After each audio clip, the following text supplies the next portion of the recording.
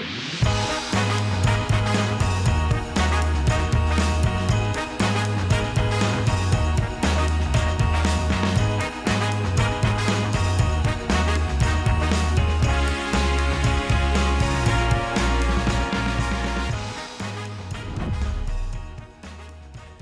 guys, welcome back to another episode of Straight Talk. In this episode, we're here at our usual space with Cameron Deggin. Cameron, welcome to the show. Hello, Alaattin. Today we're talking about an area. We call these area talks, and it's been quite a while since we haven't done one. Well, we actually done one in Bodrum, haven't we? Yeah. Yes, that was part of our area talks, wasn't it? The Bodrum episode. Beautiful, beautiful space. Yeah, Today, though, we're focusing back on Istanbul. Today we'll be talking about a neighborhood in the, well, rather a region on the Asian side of Istanbul. As you know, we kind of fancy the Asian side because we feel it's, cleaner, less densely populated, safer and more affordable. And this particular location is something, it's not that we have recently discovered it, but recently its name have started popping up a lot more than what it used to be. Çekmeköy. Talk to me about what kind of an area this is. Well, I have to admit that having lived in Istanbul now for almost 7 years, 3 weeks ago is the first time I ever visited Çekmeköy. Okay. 3 weeks ago. I'd never been to Çekmeköy. And it's quite interesting in that, I do travel a lot and I covered almost all parts of Istanbul, and it's a huge city. But Çekmeköy, for some reason, is an area that I always bypassed. I tend to go to Beykoz, neighboring Beykoz, which is a neighboring municipality further toward the Black Sea coast of Istanbul, but never actually drove through Çekmeköy. Why is that? Well, I don't know.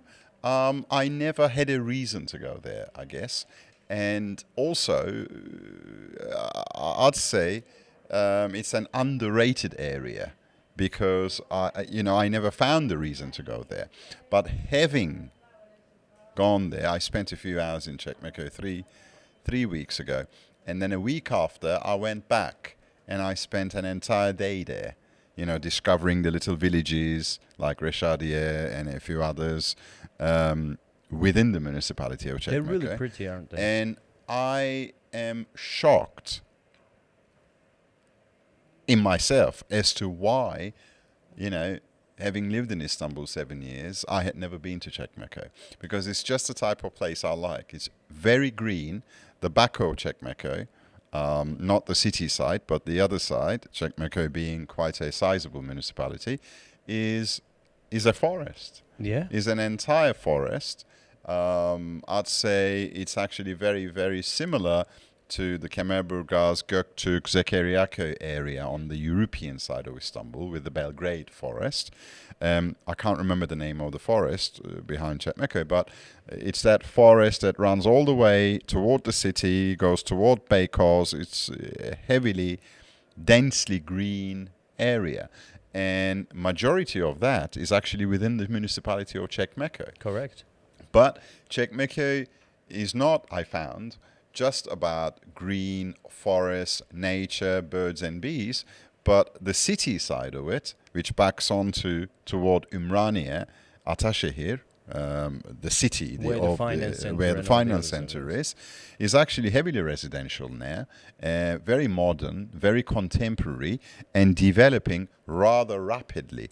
So you're talking about a municipality, majority of which is beautiful green forest, literally within 5-10 minutes driving distance of a residential, if not slightly business-like district.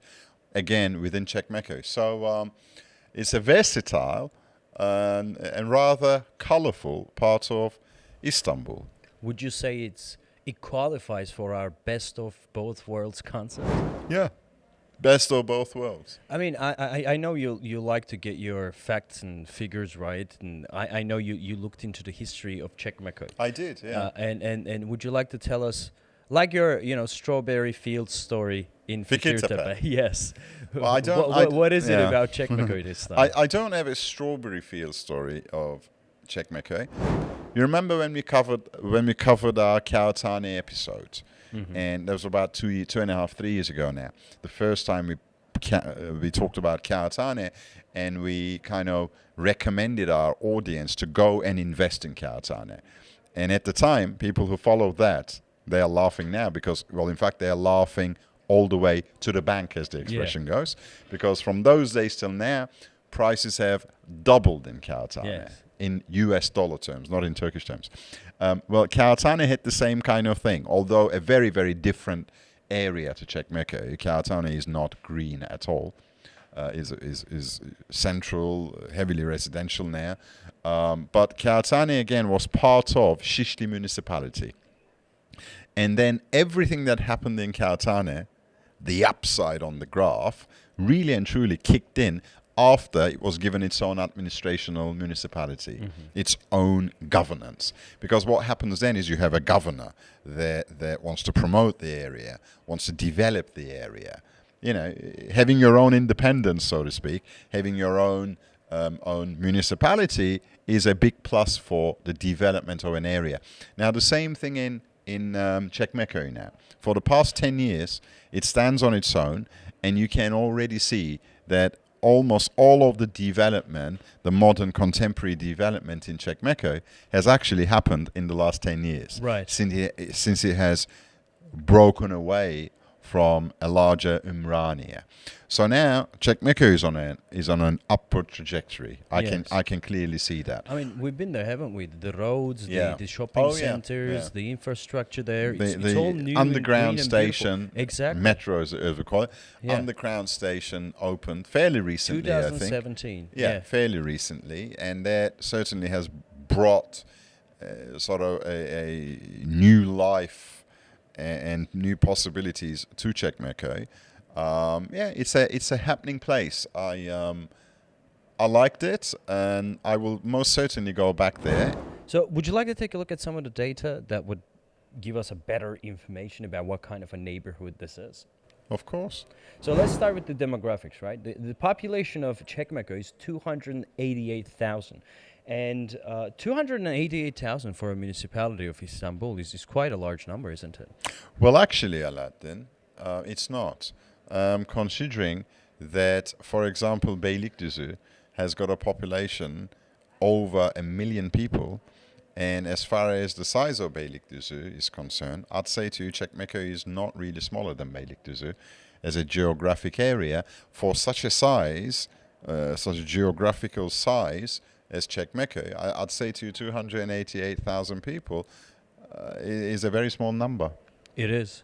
Which indicates that most of Çekmeköy as an area is unpopulated. Yeah. Which means it's forest. Right. Education status. University graduates, 35%. And we have another 35% of high school. And middle school, we have about 30%. The rest is primary school. So are we looking at an educated population here? I'd say we are looking at pretty much Istanbul averages. Yeah. We're not necessarily looking at... Where intellectuals are living. We're not really looking at a highly educated population. We're not looking at an uneducated, if there's such a word, population. Yeah. We're pretty representative of Istanbul as a whole. Average, yeah. Let's take a look at the age distribution. 0, 14, 23%. 15, 24, 14%. 25 to 34, 17.6%. 35, 44, 18.8%. 45 to 54 is 12.8%. 55 to 64, 7.6%. And 65 plus is 5.1%. Well, okay, that's an interesting statistic because that's telling us that Çekmeköy's population is rather upwardly mobile.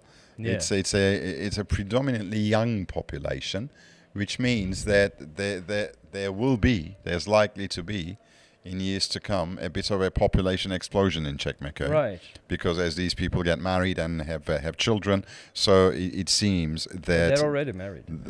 Yeah, but they're young. I mean, look at the ages. Isn't that interesting? I mean, you have 0 to 14, you have the biggest distribution. That's why I say what I say.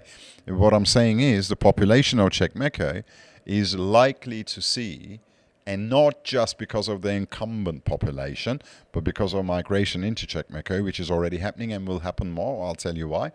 But even with the static population of Çekmeköy as it is now, Çekmeköy is likely to experience a larger population growth than most other municipalities of Istanbul, because it has the population of Çekmeköy is biased toward a younger population, Right. as it is today. People which having- is good. Generally, where you have younger population, it's a more happening area, and it's an indication of a growth in terms of wealth, in terms of development, and everything. Right. But here's another interesting data: marital status. Marital status. Marital status. Okay. Married, you have 64.3%. Single, 27.3%. Divorced, 5%. Widow, 3.4%. Okay. This population is married. I mean, it's it's All a right. high percentage. All right. This so- tells me two things. Go ahead. That it's mainly families. Yeah. Çekmeköy, mainly families. So that's a bit of a difference to, say, central Istanbul, where you have a higher proportion of single unmarried people. So you're looking at mainly families. And also another interesting thing based on the observation I'm making based on the ages is that the average age of marriage is pretty young here. Young married Young people. married, Yeah. which tells me, now you can tell me if you agree with this or not, which tells me that on the whole, it's a slightly more conservative population, Yes. slightly more traditional population, because what we find with the more conservative, more traditional populations is generally that the average marriage age is a little bit younger than populations that are not as conservative, not as traditional. They tend to marry a little bit later on in life. So I would say to you, based on that Çekmeköy is home to an above average young population, and a little bit more conservative than, say, Nişantaşı, Şişli, Yes. and areas like that. So it's a young, more traditional, more family oriented, more conservative population. Yes. That's what I read out of those statistics. Well, I definitely agree. I mean, when I look at the fertility rate, I see the fertility rate higher than most municipalities in most places. I mean, places like Bomonti, where I'm living right now, is dinkies. Dinkies. Yes. Double income, no Yeah. kids. Yeah. It's just young people, married, some not married, but, no kids. But here you have young people with kids. So it's a predominantly family-orientated It is. area. Yeah. It is, which probably means, Alaattin, that we're not likely to see a great number of 1 and 2 bedroom apartments for sale. Yes. But we're likely to see a greater number of, and certainly a growing demand for larger family homes in this Right. area. Yes. So what we should be doing then as Property Turkey is, rather than going after small, what we call urban dwellings like we did in Kağıthane, we went for 1 bedrooms and 2 bedrooms in Kağıthane 3 years ago. And that's what we brought to market. And it was the winning strategy for Right. Kağıthane. For this area, I'd go the other way. I'd probably go for larger 3 and 4 bedroom spacious family homes. Right. Because that's the demand here, which Yes. means that in years to come, those are the types of properties that are likely to grow more in value than smaller properties. Do you see my reasoning here? 100%. That seems to be the demand of the area. 100%. Now, let me ask you a question, Cameron Deggin. Çekmeköy, how would you categorize this area? Investment or a lifestyle area? Interesting one, because on the face of it, it doesn't seem to comply with what we generally recommend as investment.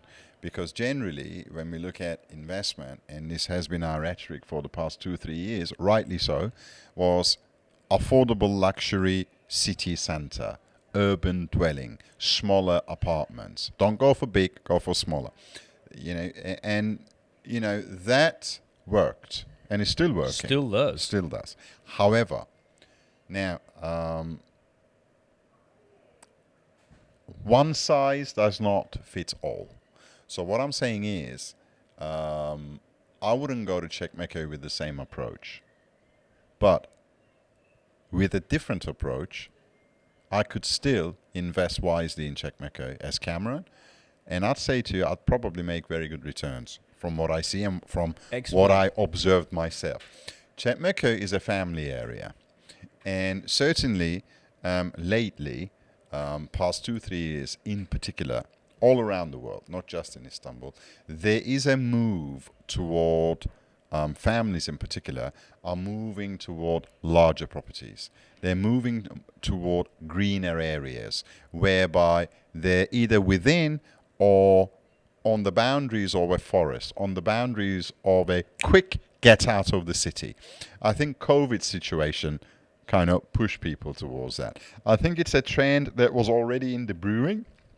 It was already happening, but with COVID, it got accelerated. So when you look at the shape of the world today and the needs and desires of people today and how they're shaping going forward, at the end of the day, the better you can extrapolate into the future, better investment you're going to be making. Because an investment is all about what you're doing today with a view to maximizing your tomorrow. That's what an investment is really. Yeah. So it's like, it's all about your vision. It's all about how well you can project into what's going to happen into the future.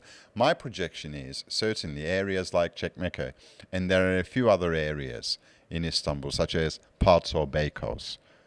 Not the subject of this episode, but Çekmeköy is not alone in this. But Çekmeköy certainly is a good example.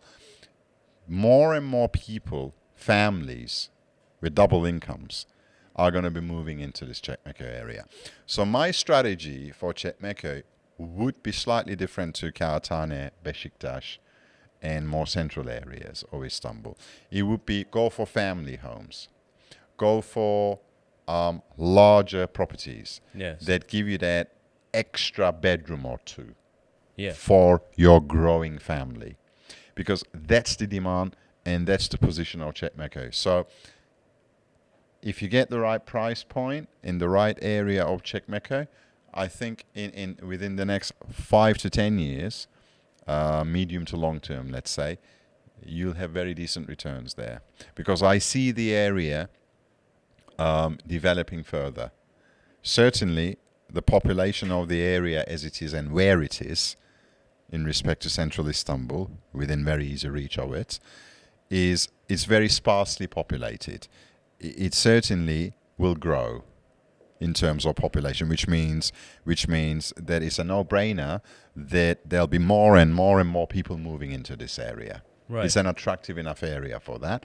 And with the new finance center on the sort of pretty close, the Ataşehir, Ümraniye, all very well-established business districts. Çekmeköy is pretty central. Çekmeköy is right twinned with them, which means this area is going to attract a lot of people. Now, so what is it that people will go for to this area that they cannot possibly find maybe in other areas? Well, I don't think they're going to go for small urban dwellings. I don't think the demand is going to be on smaller one-bedroom type apartments. I think the demand is going to be on family homes here, because that's what I see coming into this area. So, a slightly different angle to our city center, affordable luxury, slightly different angle. What I would say is affordable luxury family homes. Yeah. I think that's the segment to tap into here. Yeah. Luxury has to be, because people want that. Affordable luxury, as in we're not talking about paying millions and millions of dollars to have a Bosphorus view large villa, because that's not affordable to masses. Yes. So go for affordable luxury, size, and the home for the next 10, 15, 20 years of a family. I think that's where you're going to make money here. Cool. This is our last section now. Go on now. There are some interesting projects happening in Çekmeköy. I'd like to show you some, and simultaneously our editor will be displaying some of the pictures that we have.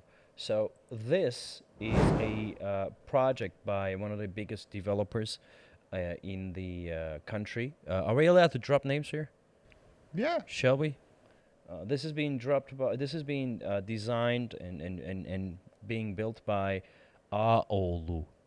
I don't know if Maslak 1453. Yeah, the one that built Maslak 1453, the one that built Manhattan project, the one that's built many other projects. Basically, one of the biggest construction companies.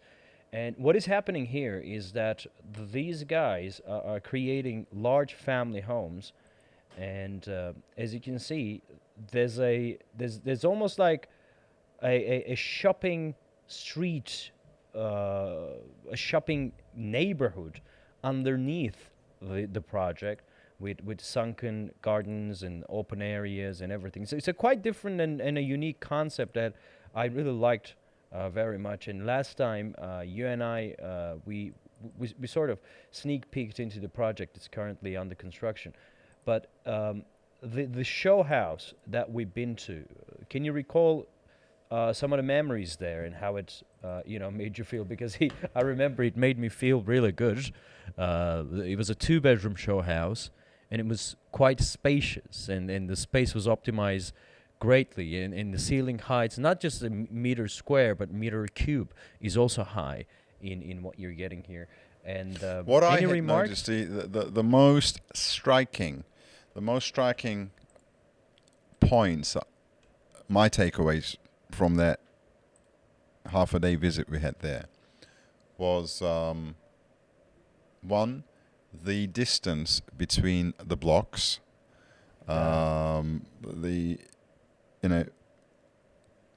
These days, when builders build these types of mass residential developments, you generally have quite a few blocks, and of course space utilization. These blocks tend to be like 20-30 meters apart generally, so they're not stacked together, but there's not much of a space between them. With this one, There was a quite. I think the minimum distance that I saw between blocks, although your 3-dimensional renders certainly do not show that, but the reality is very different. The minimum distance I saw between blocks here was about 100 meters. Yeah. Which is It's pretty wide. probably 3 times the average of Istanbul in terms of space. Now, why is that important? It is important because it gives you that added feeling of space, sense of space, privacy. Because like when you look out of your window from your apartment, Right. you're not looking at the concrete wall of your next block neighbor. Your next block neighbor is about 100 meters away. That's a fair distance when it comes to mass residential scale developments such as this one. That's one thing that I immediately noticed, and it was rather refreshing to see. Another thing I noticed here was the sizes of the kitchens. Quite large. Very large, separate kitchen, and large separate kitchen. Another thing I noticed was the balconies. They have wraparound balconies. Like there was the show house we had seen had I'm going this. into it now. Oh yeah, look at the size of the kitchen. And this is only a 2-bedroom apartment. Yeah. Generally you get this size of a kitchen in villas. Yeah. 3-4 bedroom detached spacious villas. This is a 2-bedroom apartment with a very sizable kitchen But that it you can never maneuver felt in. like a 2-bedroom apartment. It didn't feel like a 2-bedroom apartment, that show house we saw. It felt more like a 3-4 bedroom apartment, but it was only a 2-bedroom apartment. Yeah. The master bedroom was really, really spacious. Yeah, very much. So was the second bedroom.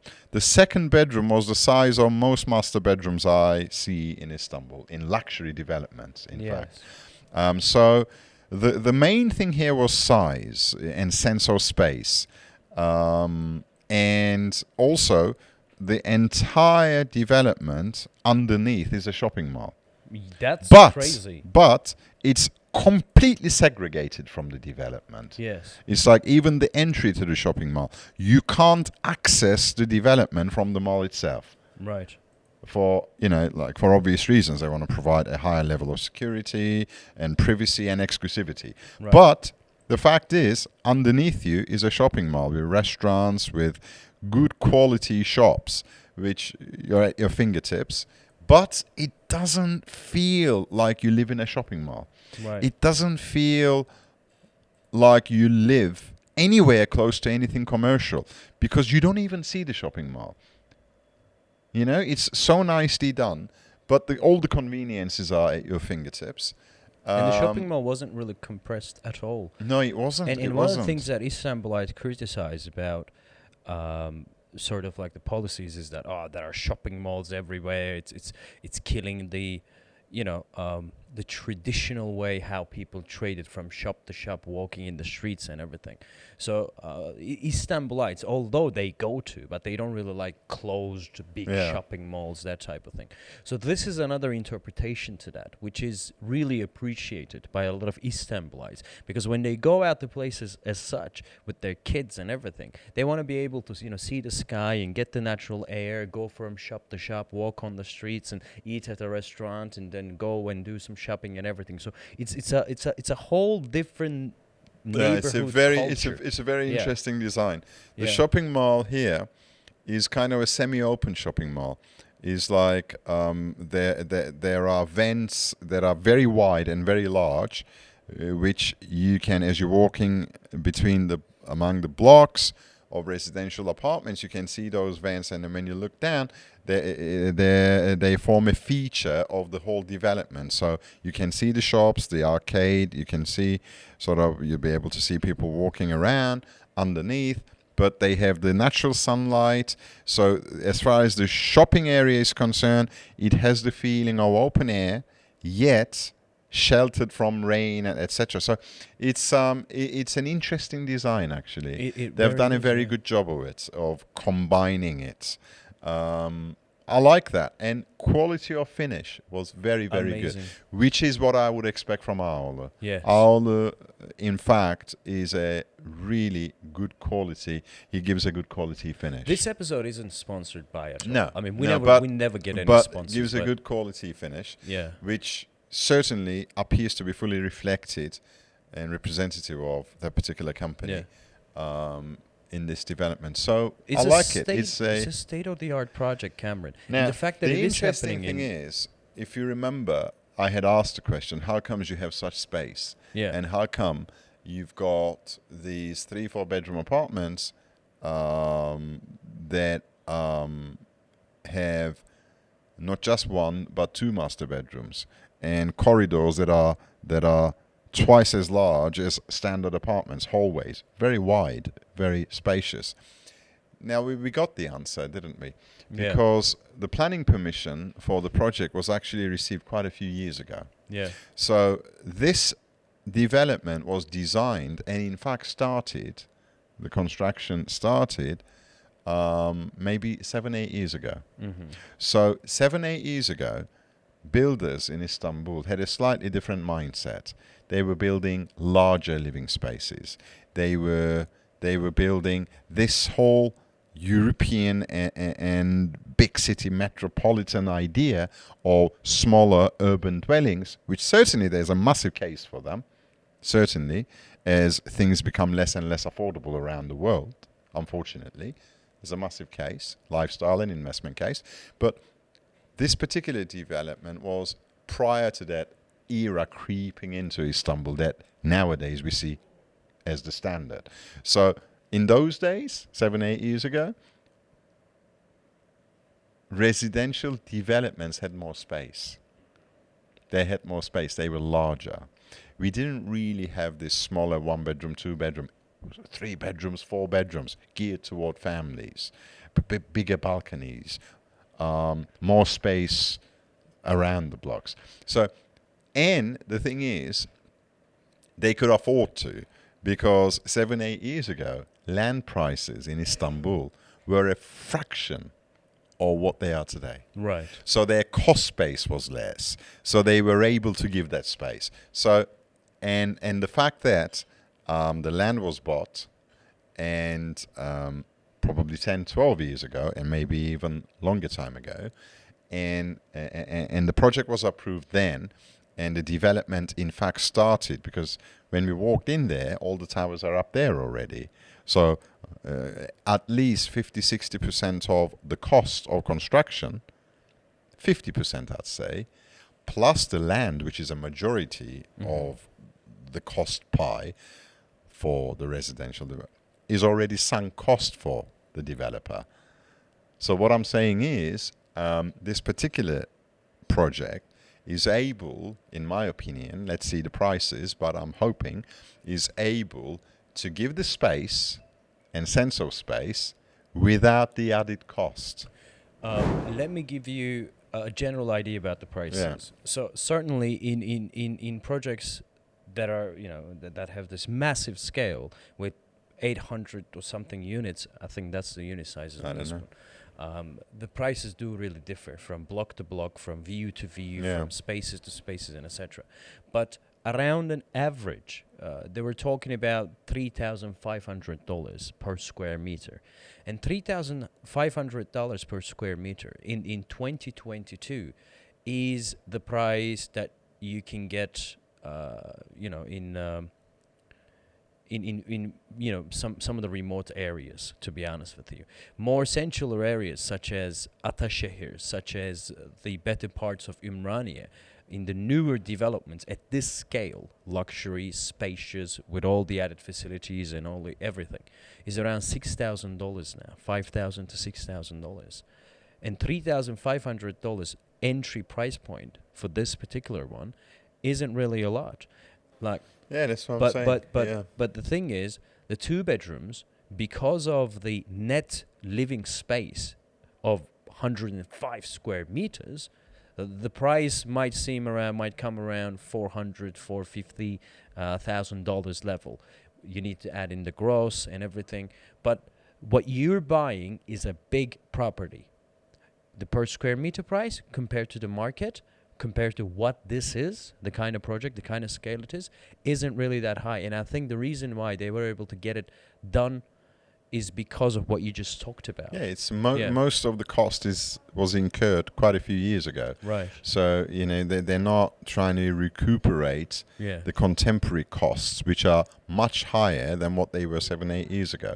So that's an advantage for somebody coming in to buy a home here now. And I would imagine, well, from my understanding, correct me if I'm wrong, that they've already sold quite a few units here. Yeah, and 100% of buyers are Turkish for the time being. Yeah. So they haven't really opened this to foreign sales as yet. Yeah. Hopefully, we might be able to. Yeah. But it seems to be a high quality, well positioned in terms of location and market segment development to get into as a home and for investment. So as our logo says, as our slogan as Property Turkey, for lifestyle and investment, I'd say this is one of those, for lifestyle and investment. So anything else in addition to this one? This is a good one. We kind of surveyed it together. I could show you some others, but I think we're running out of time. I mean, we've been talking for about an hour now, so we need to cut the video short. But if you guys can, follow the website and the kind of products that we are introducing there, and if you can reach us with this WhatsApp number to get in touch with our property consultant, we could update you with whatever is happening in Çekmeköy and all the other new projects that our portfolio department will be fetching for you.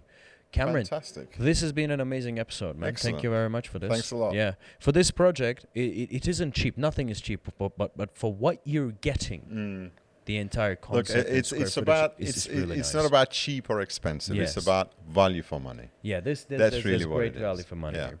All right. Okay. Thank you, Cameron. Thanks a lot. See you guys.